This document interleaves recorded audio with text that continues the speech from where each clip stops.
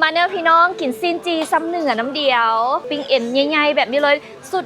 170,000 กีบพร้อมกับเจลเพียใส่บักแคนหอมๆอันนี้คนก็ขายในหอมเลยแหละมายากน้อยหนึ่งเด้อต้องสังเกตป้ายดีๆช่วงนี้ก็เป็นฤดูฝนเนาะตามหนทางนี่ก็สิเปียกแน่จักน้อยหนึงอันนี้มันใบอย่างอ๋อนี่ไผ่ที่แบบเกิดลูกธรรมชาติเนาะเขาเอิ้นอันนางกำสิไส้ใบนี่แหละไปทิ่มใส่ไฟแม่นบ่หรือว่าให้มันหอมๆหรือเอาไปต้มดมบ่อันนี้บ่ค่อยเห็นแล้วได้นี่นะพี่น้องนี่มาเบิ่งใกล้ๆไหมนี่บ้านของทุกคนเอิ้นต้นนาดใบนาดบ่คือตัวนี้เห็นความเชื่อก็คือป้องกันผีได้พร้อมใบนาดป้องกันผีพร้อมอยู่นี่เพิ่นมีหลายเนาะขอไปปลูกอยู่บ้านบ่เนาะอยู่บ้านก็บ่ค่อยมีปะตอนนี้เฮามาฮอดฮานแล้วเดี๋ยวเฮาเข้าไปเบิ่งก่อนว่ามีเมนูหยังกินมื้อนี้ห่วย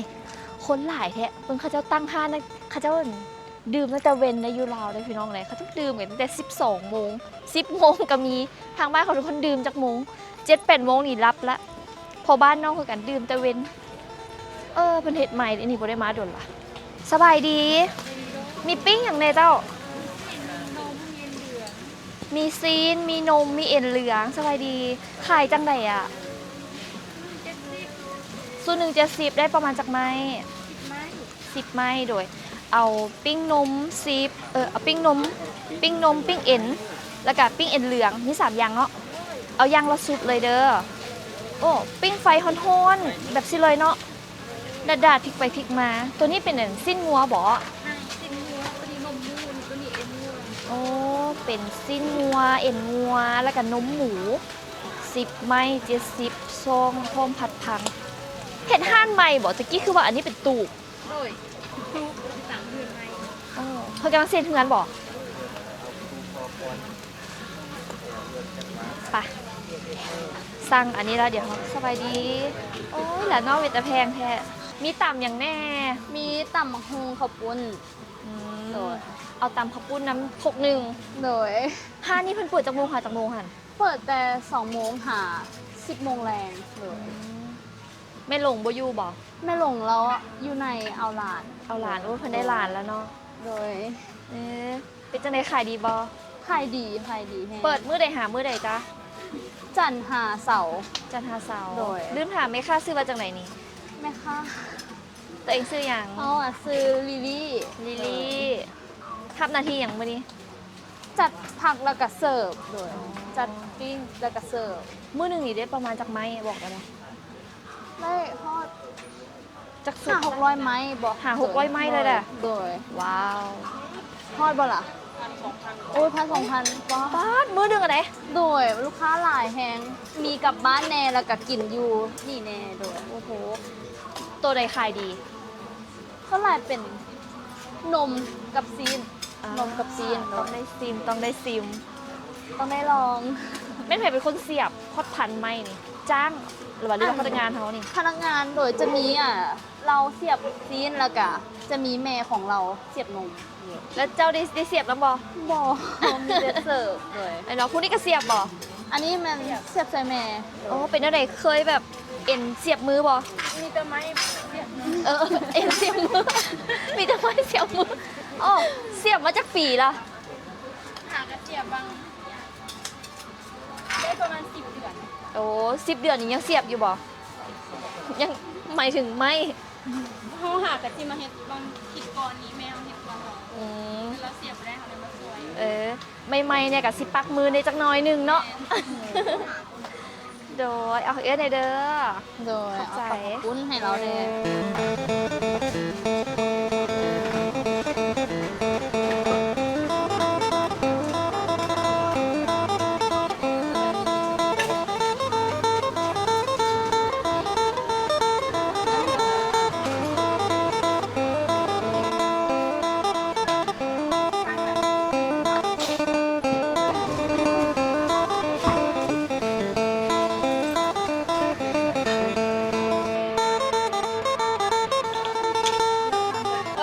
เราเนาะบ่ได้มาหาอีเมลเนาะแม่นโดนแล้วแต่ก่อนกับมากินสิแล้วก็ซื้อกลับบ้านจังไหนนี่แม่ลงข้างหลังนี่สิปลุกเฮือนบ่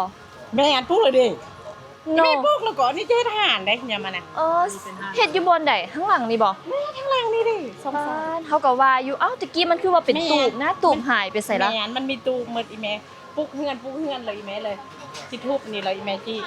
ไปหาเฮ็ดทหาร ลูกมักบรรยากาศแบบนี้ แม่นเย็นดีแม่น แม่บ่ได้เป่งห้านติ แปร สิแป่งอยู่บ่ แปลงแท้ อุ้ยลูกละมักแบบนี้ บ่เฮาก็จะเฮ็ดโพดนี่แต่เฮาบ่เฮ็ดรู้ร้านเด้อนำอันนี้มันกันนั้นนี่แหละอีแม่เลยเจ้าสังกะสีอันนั้นสวนยาวโกงเซอเฮ็ดหางเล็กเซอ อ๋อยกให้มันสูงอหย่างไรด้วย มันสูงอ่ะ เป็นจังไหนช่วงนี้ลูกค้ายังหลายคือเก่า คือกัน ขนาดยามฝนเลยเนี่ย ยามฝนยามฝนแต่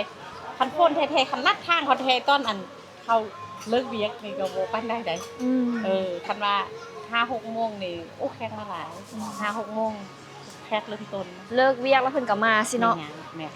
มื้อนี้เฮาก็มานั่งกับแม่หลงเนาะเจ้าของห้านซีนจีซ้ำเหนือแม่หลงสูตรนี่อีเมลเอามาแต่ซ้ำเหนือเลยบ่ เอามาแต่สำเนือสูตรธรรมศาสตร์บ่ใส่สี อืม มีแต่สูตรธรรมศาสตร์แล้วซีนนี่นะ อืม มันซีนสดๆเอามาแต่โรงงานดนดูได เนื้องัวเนี่ย เนื้องัวเอามาแต่โรงงานดนดู เฮ็ดจังไหนแม่เอือบจังไหนปกติเขาจะก็ไม่ได้เอือบเกลือไปนัวอีเมลใส่สมุนไพรนำบ่ บ่ได้ใส่แม่เอื้อเกลือเป็งนัวก็มีแต่เอาเป็งนัวเกลือแล้วหัวอันนั้นใส่หัวสีไข่ใส่มันจะหอมขนาดนั้นเลยอีเมใส่ แน่กันนี้แหละบ่อนอื่นเนี่ยเขาจะบ่ได้ค่อยใส่หัวสิงไข่สินะเขาจะก็แบบเอือบละลาดแต่ว่าอีเมลแบบใส่หัวสิงไข่ให้มันมีเครื่อง ธรรม ห ศาสต อ ร์ ม ได้เสื้อสีเอาหอมใส่หัวกระเทียมหอมบัวใส่หน่อยนึงแล้วก็หัวสีไข่สำคัญหัวสีไข่เนี่ยมันหอมนะ นี่แหละเนาะพี่น้องจุดเด่นของซีนจีซ้ำเหนือคือเพิ่นสิ คือธ ใส่ รรมศาสตร์ เออคือเพิ่นสิใส่แบบหัวสิงไข่พวกบัวอย่างน้ำให้มันหอมๆเครื่องเทศเนาะแม่เนาะ แม่น นี่คันภาษาเวียงจันทน์แล้วแม่นปิ้งเอ็น ปิ้งเอ็นซ้ำเหนือล่ะซีนจี้ซ้ำเหนือ เออทางบ้านของทุกคนนี่เอิ้นว่าจังไดเมนูนี้น่ะ มาแล้วป้าสาวเสิร์ฟกับผู้งามแท้แน่เป็นได้แม่เดี๋ยวนี้ เสียบไม้นี่มือเลยจักไม้ อันตำสุด1,500 ตำสุด1,500หลายสุดเด้แม่ 2,000 2,000ป้าเสียบได้จักโมงจังสิแล้ว 2,000 ไม้ มันมี2คน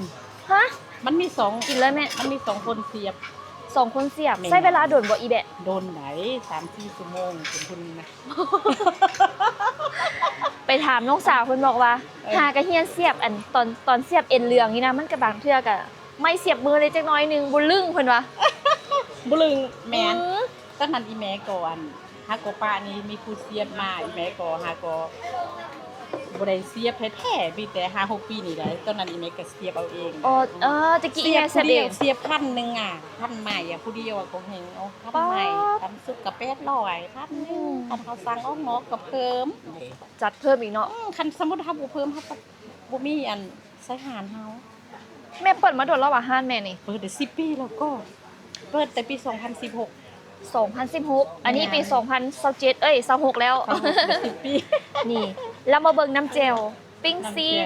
เจ้าเพีย ปิ้ง ส เอ็ ด นทั้งอื่นมันสิต่างอันนี้อีเมจะเฮ็ดจากเทียสดบ่ เจ้าเพียสดเอามาแคนเจ้ามาแคน นี่พี่น้องทางสำเนียงเขาจะกินบักมาดบักแคนอันนี้จะเป็นบักแคนเนาะ คันเอาเพิ่มนี่แม่ก็เอามาเพิ่มมาแต่แจ้วนี่มันหึ่นอยู่แล้วเลย มันหืนอยู่แล้วเนาะ ลองกินเบิ่งลูกลองกินเบิ่ง โดย เต้าหวยเบิ่งแซ่บบ่แซ่บเต้าหวย คุณตัวเลยเนาะแม่เนาะ เต้าหวย คุณเลยนะพี่น้อง คุณ นี่ เลยแม่เห็น ใช่ปะ คุณเค็มคุณ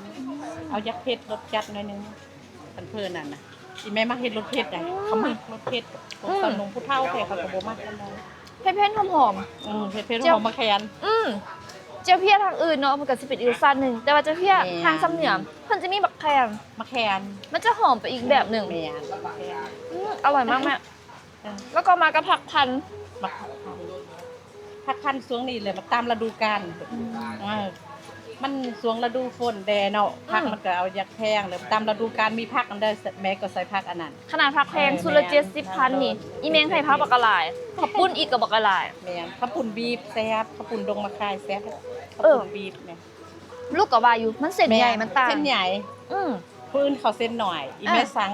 พิเศษเส้นใหญ่เลย โอ้เป็น เออ ข้าวปุ้นดมบักคาย มันเป็นกะละอันของหานเฮาอันนี้เขาคือว่าซิข้าวปุ่นเส้นใหญ่นะ อ่า แม่น บุอีหลีกับบุเคยได้กินน้ำสลายข้าวปุ้นแบบ แม่นเส้นหน่อย อืม ถ้าตำมันก็ขาดอันนั้นน่ะ มันจะนุ่มๆหนุบหนับ นุ่มมันเป็นข้าวเทดิลูก โอ้ยอีลาน่ะ สบายดี สบายดีสบายดีสาวสรุป เอ้า สบายดีสรุปสบายดีมันบ่คือน้ำมวมหลานเอาแต่หลานอยู่เฮือนหลานสองคนแล้ว ถามเพิ่นอยู่ว่าไม่ลงไปใส่เลยโอ้ไม่ลงเอาหลาน เอาหลานแล้ว แม่ลูกของเราบอก แม่ ได้ห ส ลา อน งคนเดี๋ยวดิ ว้าว ผู้หนึงได้ค่ะก็บ่ได้ปีผู้หนึงก็ได้3 ปีนี่เขาไปโรงเรียนปีเกียมแล้ว อันนี้ก็เนื้องัวอีกเนาะ เนื้องวดแท้เนื้องวดสดซื้อมื้อนี้เอามามื้อนี้หมดมื้อนี้ โอ้โห เอาแต่โรงงานมามีมื้อนี้เขาเอามาเฮ้ยแม่ดึกมาแต่6 โมงย่าง6 เดือนยังอุ่นอยู่เด้ สินี่นะยังอุ่นได้เขาเอามานะ แล้วมันบ่ได้เป็นตอนน้อยอีกได้มันตอนใหญ่เลยได้ ตอ นี่ นใหญ่ได้แม่นซีนทั้งนั้นเลยได้นี่พี่น้องเลยย่ำแบบบ่ต้องคายย่ำละอื่นเลย นี่มันเป็น ตอนเดือดแซ่บนี่แม่เอ็นเหลือง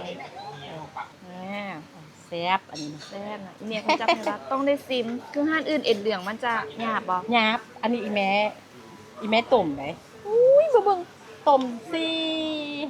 นี่ต้องโดนบ่แม่ ชั่วโมง4-5 ชั่วโมง นี่ มีบางคน พลอยๆ เขามากินแม่นพลอยๆอันอื่นนี่อันเขาไม่ว่าเขาขายดิบมันแข็งอีแม่เลยต้มมันอ่อนต้มหม้อ70 ลิตรพุ่นน่ะต้มไปเลย ต้องบ่อยใหญ่ๆเนาะ มั แม่ น เนาะ ใหญ่ๆอีแม่หาตัวต้มมือบ้านอันนี้นะต้มระบายเลยถ้าต้มมือบ้านเขาซื้ออัดแข็งไปหน่อยนึงจังซอยหงายคันถ้าต้มมื้อนี้เลยซอยมื้อนี้แล้วมันบ่ได้มันซอยบ่ได้ ต้องเฮ็ดเลย บ่เฮาต้มในมือบ้านนี่เฮาซื้อตู้หน่อยนึงให้มันแข็งหน่อยนึงแล้วเฮาจังซอยหงายคันถ้าต้มแล้วออกมาเลยมันซอยหยา โอ้ มันนักนูนักเน้นอยู่ดีมันหมิ่นเด้ โอ้ เออ มันต้องมีจังหวะของมันได้เนาะ น ป้าแต่ว่าข้าวหมักเจลเด้อ แม่ เป็นเจลเพี้ยที่แบบเขาบ่เคยกินมาใส่ก่อนเอ้ยเป็นสูตรของสำเหนือเลยเด้ แม่น มันจะ ต้มดี แบบ ใส่มะแขนสูตร ขม สูตรซ้ำเหนือแม่นมะแขนแท้ๆเด้แม่นซื้อมะแขนหลายได้หึ้นเลย คุณหอม นี่พี่น้อง แขน แมนไทยที่แบบเป็นคนสำเหนือหรือว่าเป็นคนลาวหรือว่าเป็นคนไทยก็ดีเนาะต่างชาติก็ดีแบบ ต้องลองมากินคือห้านนี่นะเป็นห้านที่แบบบ้านๆเนาะบรรยากาศชิลๆคือหลายๆคนเห็นมากินแล้วกันหลายๆคนอาจจะยังบ่ฮู้ว่ามีห้านนี่นะนี่น้องขอแนะนำเลยห้านซีจีเมลงเด้อพี่น้องเด้ออยู่บ้านอย่างแม่สีวิ บ้า ไล นสีวิไล แถวเฟซทูเฟซเนาะแม่เนาะ แม่น เดี๋ยวปักหมุดไปให้ต้องได้มาลองเด้อคืออันนี้ไงคือคนลาวเขาก็มากินกันนี่แหละแต่ว่าหลายคนอาจจะยังบ่ฮู้เพราะว่าอีเมลบ่ได้เฮ็ดเพจ แม่น บ่มีเพจบ่มีเฟซบ่มีหยังบ่ได้โปรโมท เอา บ่ได้โปรโมทกัน เออ อาจจะมีลูกค้าครับเคยมากินแล้วเขามากินซ้ำมากินตลอดได้ เขามากินตลอดหรือการส่วนไหนก็5-6 โมงมันบ่มีพวกวัยรุ่นแต่มันมีพวกพนักงานหมดมากินน่ะแต่ละโครงการ นี่ข้าวปุ้นกับเส้นใหญ่ๆตุ้ยๆอุ้ยลุยกินนุ่มๆแบบนี้เลยเด้อจ้า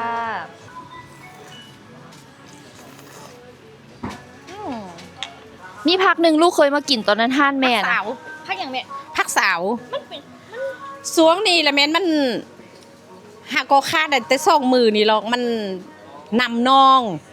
มันอยู่ตามห้วยน่ะผักนี่ผักธรรมศาสตร์น่ะ มือบ้าน เลยบอก อามาแต่ซ้ำเหนือสวงนี่เขาเลยโทรอีเมลโทรเขายังบ่ทันได้สั่งมาเฮ็ดเด้อ บ่ได้กินซ้ำมื้อนี้ มื้อนี้บ่ได้กินซ้ำเมิดได้หมดมื้อบ้านหากก็หมดมื้อบ้านนี่เราได้ หนูวิด บิดมื้อนี้ผักสาวซ้ำเหนือเอกลักษณ์แม่นผักสาว แต่บ่มีแต่2 มื้อนี่หรอกจักมื้อเด้อก็มาฮอดเขาเจ้าฝากมาให้แล้ว มื้อหน้ามากินมา มื้อนามากินใหม่ผัก เดี๋ยวพักสาว ผักสาว คือปิ้งอันนี้ครั้งแรกที่เมย์เปิดห้านค่ะราคาเท่าไหร่สุดหนึ่ง โอ้แต่เสื้ออันอีแม่ขายเลยแม่นมีแต่สุดหนึ่ง25,000 ครั้งแรก10 ปีก่อนสุดละ25,000 แม่นนำมาเหลือขึ้น30ได้หนึ่งก็ขึ้น40 50 60และ70อิงตามท้องตลาดเศรษฐกิจตัวนี้ตามตลาดเขานั่นละได้ขึ้นนำเขาซีนมันก็ขึ้นเด้พักก็แพงแม่นได้ขึ้นนำเขาสิ แม่เชิญชวนพี่พ่อแม่พี่น้องมากินเนี่ยไหม ขอเชิญชวนเด้อพ่อแม่พี่น้องคันผู้เด้อได้นั่นแล้วเนาะได้เห็นแบบคลิปลูกสาวนี่ลงแล้วเลยเขามาอุดหนุนห่านสินจีซ้ำเหนือแม่หลงแดอยู่บ้านศรีวิไล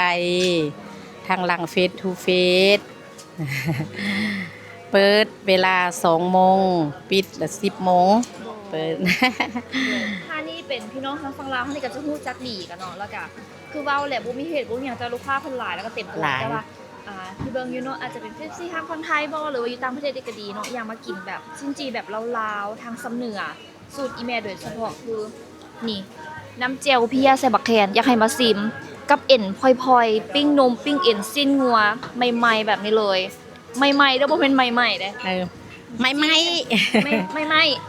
ไหม ซีนมีแต่ตัวไม่ซีน อ้ายอิ่มแห้งทุกคนเนาะก็คือแบบมื้อนี้จัดเต็มกันเลยเนาะก็ขอฝากไว้ด้วยทุกคนเด้อสำหรับใครที่แบบอยากมากิน